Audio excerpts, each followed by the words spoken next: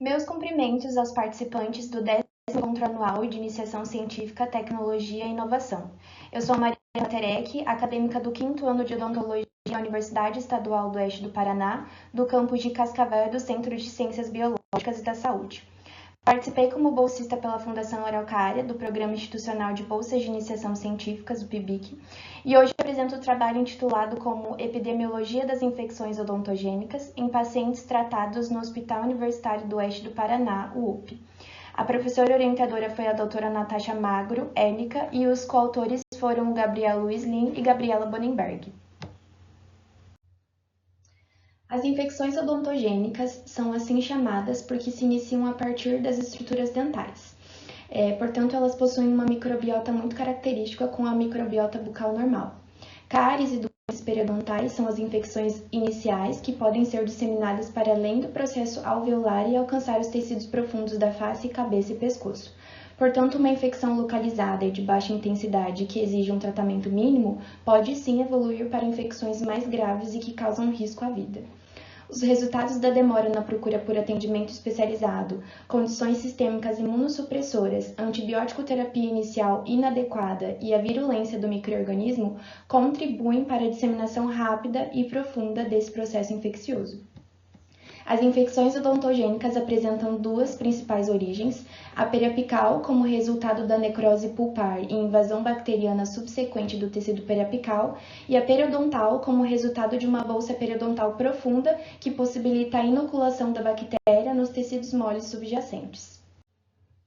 Os objetivos desse trabalho são a identificação do perfil clínico epidemiológico dos pacientes diagnosticados com infecções odontogênicas e atendidos pela equipe de cirurgia e traumatologia bucomaxilofacial do Hospital Universitário do Oeste do Paraná, o UP. Como objetivo secundário, tem-se a análise dos dados demográficos dos pacientes afetados pelas infecções odontogênicas, bem como a análise das diferentes variáveis clínicas da infecção no paciente acometido. Para a coleta de dados, foi feita uma análise dos prontuários dos pacientes acometidos pelas infecções odontogênicas e tratados no UP pela equipe de cirurgia e traumatologia bucomaxilofacial da UniOeste no período de 1 de janeiro de 2019 a 31 de dezembro de 2023. Os critérios de exclusão da presente pesquisa foram pacientes com prontuários preenchidos de maneira inadequada ou incompleta, bem como a não realização do hemograma completo.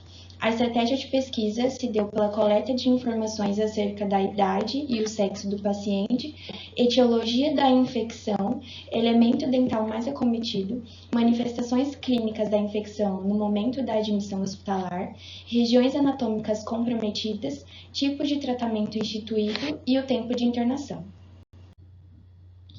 Bom, após a análise dos prontuários de 141 pacientes acometidos por infecções de origem odontogênica no período determinado, apenas 106 atendiam aos critérios de elegibilidade definidos para o presente estudo.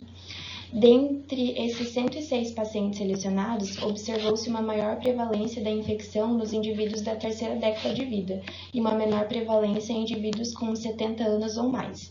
Então, estudos apontam que a incidência desses casos vão diminuindo nas faixas etárias mais avançadas, possivelmente em decorrência da diminuição do número de dentes na população idosa.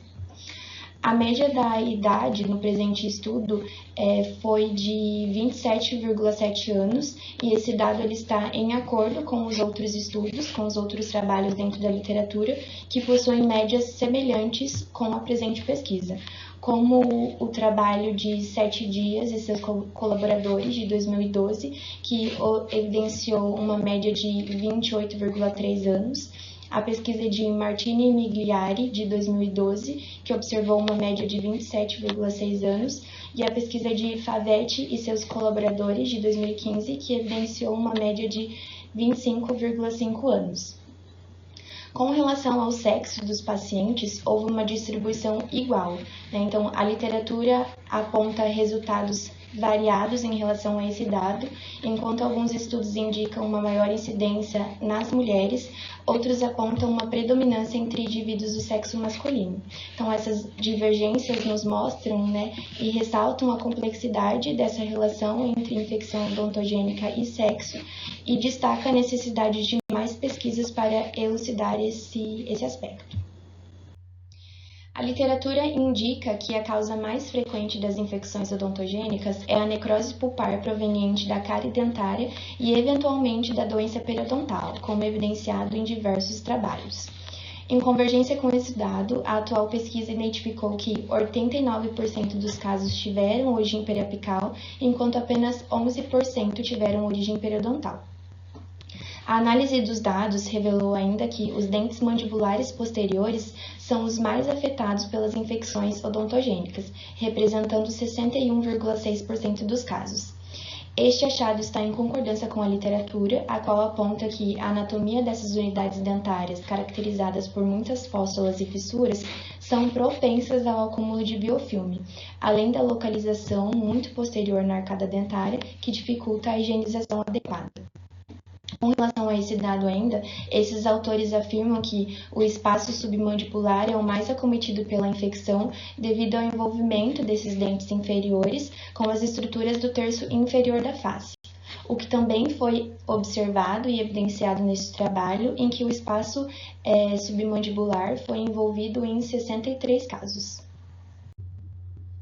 No que se refere ao tempo de internamento, a média de 3,64 dias, observada no presente estudo, diverge dos achados predominantes na literatura, que representam tempos médios maiores, como relatado pela pesquisa de Silva e seus colaboradores de 2021, que representou uma média de 9,5 dias, a pesquisa de Calles e seus colaboradores de 2015, que revelou uma média de 8,1 dias, a pesquisa de 7 dias e seus colaboradores de 2012, com uma média de 7 dias, e a pesquisa de Almeida e seus colaboradores de 2023, com uma média de 6,9 dias.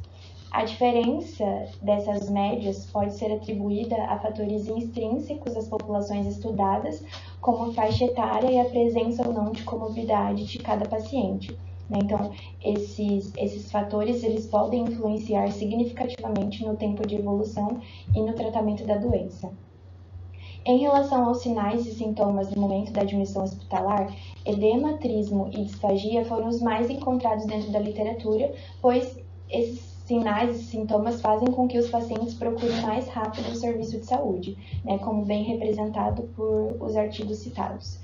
A presente pesquisa novamente está em concordância com esse dado, uma vez que 93,% dos pacientes apresentaram edema, seguido por 47,2% com trismo e 24,5% com disfagia.